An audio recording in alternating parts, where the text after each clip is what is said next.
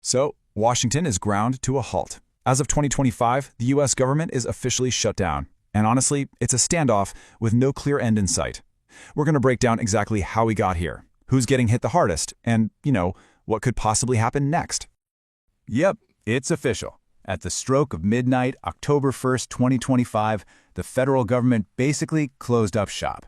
Now, this is the first time this has happened since 2019, and it brings a whole cascade of consequences that we're about to get into. But first, let's just ask, what does a government shutdown even mean? Okay, so in the simplest terms, a government shutdown happens when Congress just can't agree on a budget. Think of it like this. The government's credit card gets declined.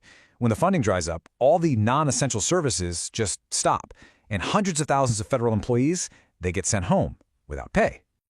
All right, so how on earth do we get here? I mean, this didn't just happen overnight. This is the result of a really high-stakes game of political chicken on Capitol Hill.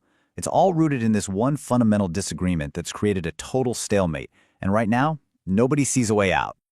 So at the very heart of this thing, you've got two completely different game plans. On one side, you have the Republicans. Their position is, look, let's just pass a temporary 7-week funding bill, keep the lights on, and we can argue about everything else later. Kind of kicking the can down the road, right? But the Democrats, they're drawing a hard line in the sand. They are refusing to pass any funding bill unless they get a deal to protect these critical healthcare subsidies. And that right there is the core disagreement that slammed the brakes on the whole government. And the Republican strategy, which you can see perfectly in this quote from Senator John Thune, is basically a war of attrition. The plan is to force a vote on their funding bill every single day. They're betting that the pressure of a shutdown, the headlines, the furloughed workers, will eventually crack the Democratic Party and get enough of them to flip their vote just to reopen the government.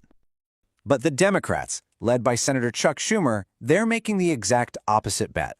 They're convinced that the public is going to point the finger squarely at the Republicans. Their whole strategy is to frame this shutdown around the potential loss of health care for millions and millions of Americans. Okay, so let's really zoom in on this healthcare fight, because this isn't just some abstract political talking point. We're talking about a specific policy with massive, real-world consequences, and it's become the one thing that neither side is willing to budge on in this whole budget battle.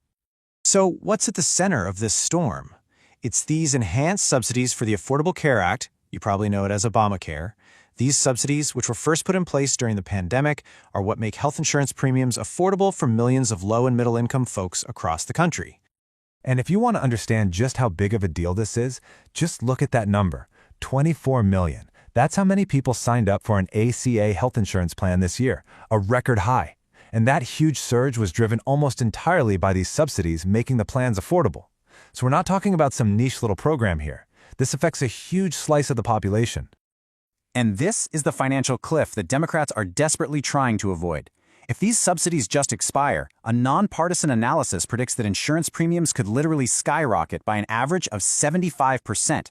I mean, for millions of families, that means their health insurance bill could almost double overnight. So you can see this isn't just some political squabble in D.C. Let's talk about how this directly affects you and people all across the country. And we'll start with the federal workforce itself.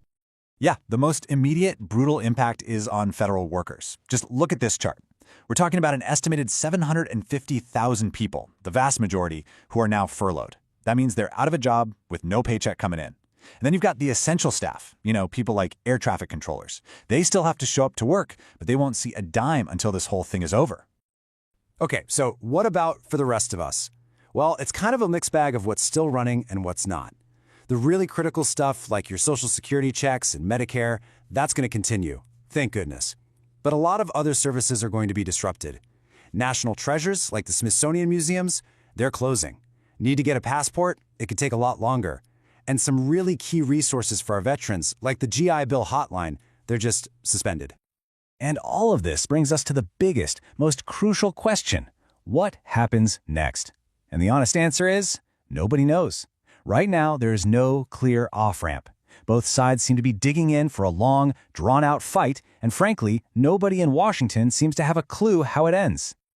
The playbook for each party is pretty much set in stone at this point. The Republicans are just going to keep forcing these daily votes, hoping to crack that Democratic unity. And the Democrats, they're going to keep blocking those votes, holding out for real negotiation on health care. It is the definition of a classic political stalemate.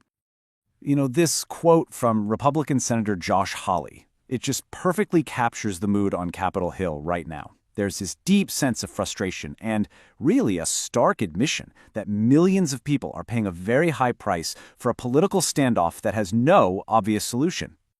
And so, that leaves us all with the one central question. With the government closed and with millions of Americans caught right in the middle of this thing, who is going to blink first? As the pressure builds and the real-world consequences mount, the entire country is just waiting to see which side finally decides the cost is just too high to keep going.